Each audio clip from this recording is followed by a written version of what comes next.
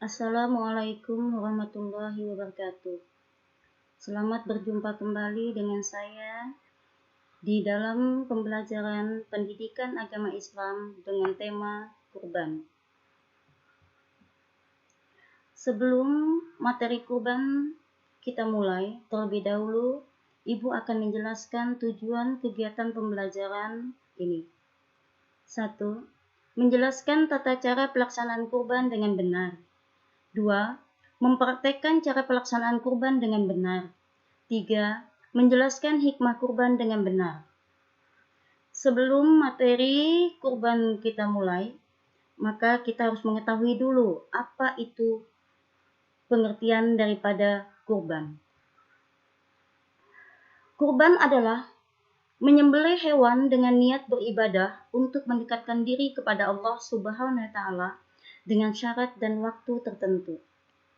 Kurban berasal dari kata kariba, yakrabu, kurbanan wa wirbanan yang berarti dekat dan maknanya memiliki tujuan mendekatkan diri kepada Allah Subhanahu wa taala, menjalankan perintah Allah Subhanahu wa taala seperti kisah Nabi Ibrahim demi patuh menjalankan perintah Allah Subhanahu wa taala, rela mengorbankan anaknya Nabi Ismail.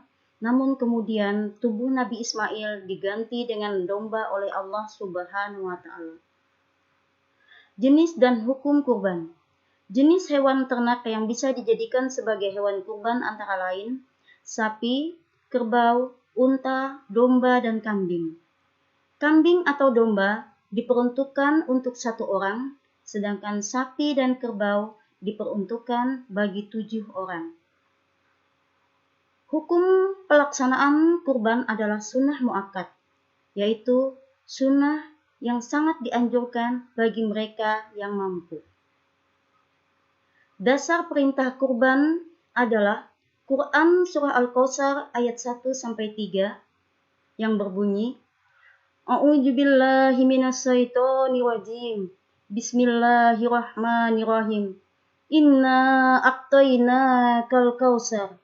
Fasholli li rabbika wanhar. Inna sani'aka huwal abtar. Yang artinya, sungguh kami telah memberimu Muhammad nikmat yang banyak. Maka laksanakanlah sholat karena Tuhanmu dan berkurbanlah sebagai ibadah dan mendekatkan diri kepada Allah.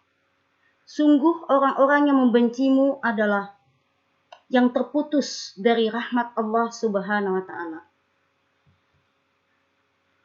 Di samping itu, ada hadis Nabi yaitu An Abi Hurairah qala Rasulullah sallallahu alaihi wasallam, man wajada sa'atan falam yudahi fala yakrabbana musallana, yang artinya barang siapa mempunyai kemampuan untuk berkurban namun tidak mampu berkurban, maka janganlah mendekati tempat sholat kami.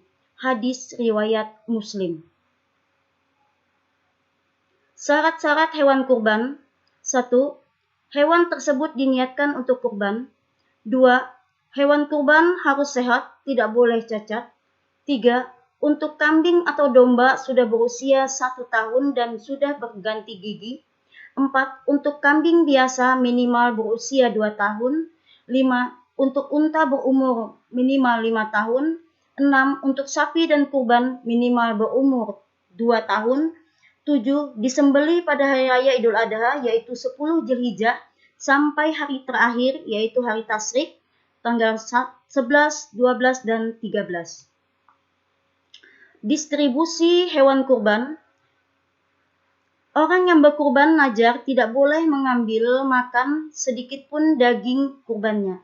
Sedangkan orang yang berkurban sunnah justru dianjurkan memakan sebagian dari daging kurbannya. Orang yang berkurban sunnah berhak memakan maksimal 1/3 dari daging kurbannya. Tetapi ibadah kurban yang utama adalah menyedekahkan semuanya kecuali memakan sedikit daging itu untuk mendapatkan berkah ibadah kurban. Daging kurban dibagikan dalam keadaan mentah kepada fakir miskin dan orang-orang yang membutuhkan. Hikmah kurban. 1. Melatih seseorang memiliki jiwa berkurban. Karena sesungguhnya nikmat yang kita miliki adalah milik Allah Subhanahu wa Ta'ala. 2. Melatih seseorang agar pandai bersyukur. 3. Mendidik jiwa agar tidak kikir sekaligus peduli kepada orang lain. 4. Memberikan kenikmatan kepada orang yang tidak mampu. 5. Menumbuhkan kasih sayang sesama umat muslim. 6.